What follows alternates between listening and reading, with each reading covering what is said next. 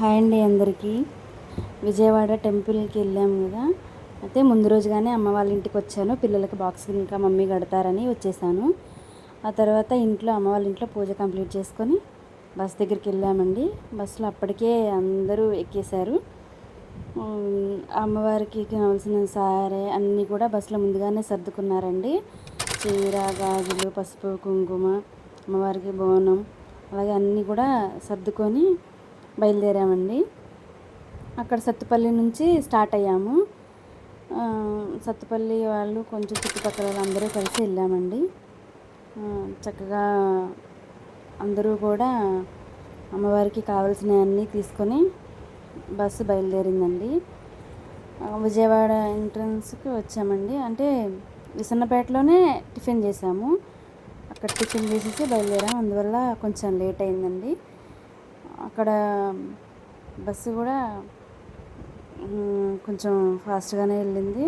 కానీ వర్షం ఎక్కడా లేదండి. అదృష్టం ఏంటంటే ఇక బస్సు పార్కింగ్లో పెట్టేసి అక్కడ నుంచి దిగి అందరూ ఆటోలు ఎక్కి అమ్మవారి సారందరూ అలా పట్టుకొని ఆటో అయితే ఎక్కామండి.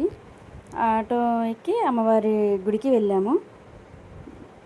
అమ్మవారి గుడి అక్కడ దిగంలోనే ఒక ఆవిడ బొట్టు పెట్టారండి అందరికీ.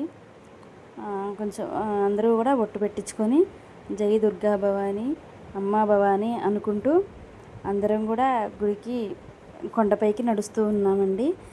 శుక్రవారం కావడంతో అమ్మవారికి విశేషమైన పూజలు చేస్తారు కాబట్టి భక్తులు కూడా చాలామంది వచ్చారండి. మేము ఎలా సారి తీసుకొని వెళ్ళాము, అక్కడికి అందరూ కూడా అలాగే సారి తీసుకొని వచ్చారండి. ఎక్కువ శాతం అసలు చాలా క్రౌడ్గా ఉంది.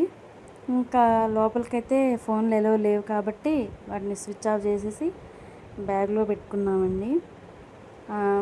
అక్కడ బొట్టు పెట్టించేసుకొని చక్కగా కొండపైకి నడుచుకుంటూ వెళ్ళాము. అక్కడ చాలామంది అంటే 3-4 ఆటోలకి సరిపోయారనమాట. మేము మొత్తం 40 మంది బయలుదేరామన్నమాట ఊరికి. అసలు అమ్మవారికి అక్కడ ఇంత బాగా జరిగిద్దని అనుకోలేదండి. చాలా బాగా జరిగింది.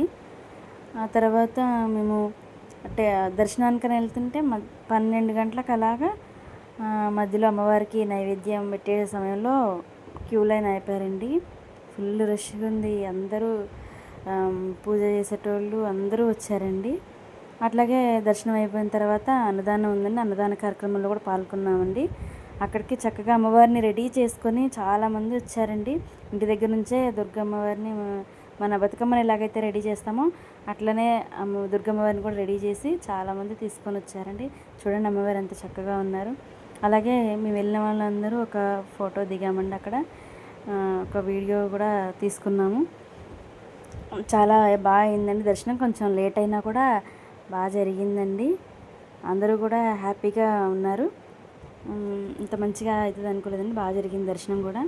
మేము 6th ఫ్లోర్ 7వ అంతస్తులో అమ్మవారు ఉన్నారు కాబట్టి మేము 6వ ఫ్లోర్లోనే 7వ ఫ్లోర్లో దర్శనం చేసుకొని అమ్మవారికి సారి చూపించేసి 6th ఫ్లోర్కి వచ్చామండి. అక్కడ అమ్మవారికి సారి చూపించి అక్కడ కొద్దిసేపు ఉండి ఆ తర్వాత మేము భోజనం చేసేసి మంగళగిరి పానకాల నరసింహస్వామి టెంపుల్కి అయితే వెళ్ళామండి. అక్కడ కూడా వీడియో తీయడం కరెక్ట్ కాదనేసి బయట మాత్రమే తీసానండి. లోపల ఏ ఫొటోస్ ఏ వీడియోస్ అసలు తీయలేదు. చక్కగా చెట్టు దగ్గర అట్లా కొంచెం వీడియో తీశాను. అక్కడ కూడా శివాలయం ఉందండి. శివాలయం అయితే చాలా బాగుంది.